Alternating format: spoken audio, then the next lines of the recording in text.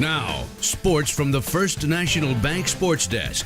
First National Bank of North Platte, the bank to think of first.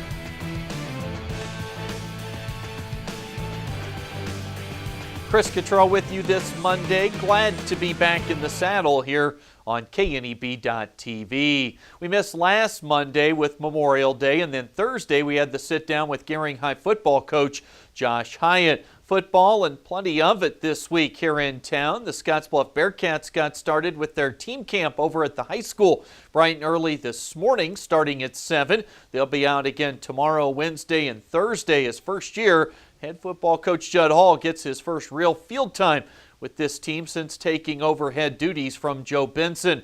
This next season will also be the first in a long time without assistant coaches. Longtime assistants Mark Moran and Todd Mangini both stepped away from the football side of things over at Scottsbluff High, along with Benson when he made his decision. Sebastian Harsh returns as a bell cow at quarterback and linebacker, and the return of Sam Clarkson should bolster an always stout offensive line. Football camp this week for Scottsbluff High. There's also going to be action on the gridiron this weekend. It's West Nebraska All-Star Week with the volleyball and football players checking in on Wednesday. The volleyball game, that'll be at 2 o'clock on Saturday afternoon at Cougar Palace, with the football game at 7 at Bearcat Stadium. We'll have TV and radio coverage for both. You see the locations for early ticket sales. It's year 41 for the football game, and this is the 35th anniversary edition of the volleyball matchup.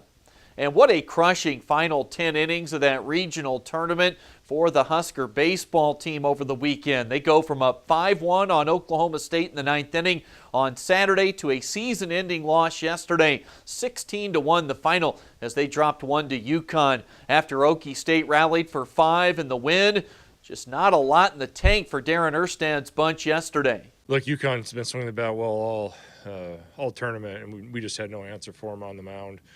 Offensively, I thought we had pitches to hit, and we just didn't put our best swings on them. And you had a great finishing stretch this season to get to the Big Ten tournament. They finished runner-up there in Omaha and just missed out on a real shot to get to a regional final. You know, like I'll tell them, I've loved a lot of teams we've had here. I've loved this team the most as far as the single fight that they have. I mean, we've talked about it from the second we've been with these guys, and they backed it up, man. I mean, you look at our numbers, you have no business being here where we're at, and that's just a credit to them and them fighting and finding a way to win huge series and you know, getting in the winner's bracket and coming so close. And yesterday's game marked the final Husker sporting event for the 2018-19 school year, volleyball and football, coming up in late August. Pioneers baseball off to a great start. The defending league champs are 6-1 to start the year. They play tonight at Fremont. Radio coverage starts at 5:15, first pitch at 5:30.